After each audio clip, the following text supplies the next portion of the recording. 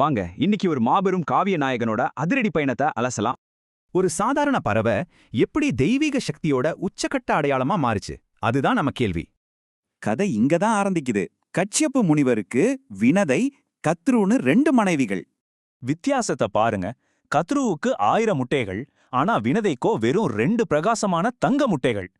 பொறுமையிழந்த வினதை அவசரப்பட்டு ஒரு முட்டையை உடைக்க அருணன் அரைக்குறை உருவத்தோட பிறந்துட்டான்.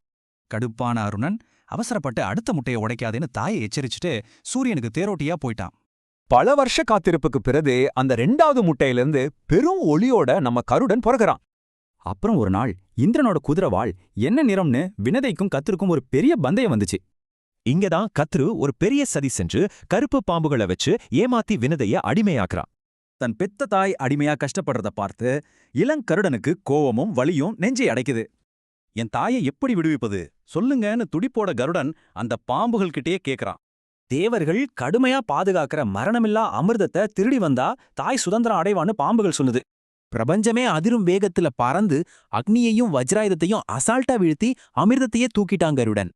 இந்த அபாரமான அன்பையும் சக்தியையும் பார்த்து வியந்து போன மகாவிஷ்ணுவே கருடன் முன்னாடி தோன்றார்.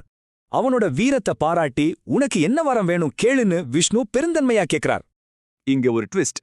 கொஞ்சமும் பயம் இல்லாம அழியா சக்தியும் உங்களுக்கே மேலான ஒரு இடமும் வேணும்னு கருடன் கேக்குறான். விஷ்ணு புன்னகையோட அந்த வரத்தை கொடுத்து கருடனை தன் குடியில நிரந்தரமா வச்சுக்கிறார். அதுக்கப்புறம் நீ எனக்கு வாகனமா இருப்பாயான்னு விஷ்ணு கருடன் கிட்ட ரொம்ப அன்பா கேக்குறார். கருடனும் பெருமையா சம்மதிக்க அன்னியிலிருந்து விஷ்ணுவோட கம்பீரமான வாகனமா அவன் பிரபஞ்சத்தையே வலம் வர்றான்.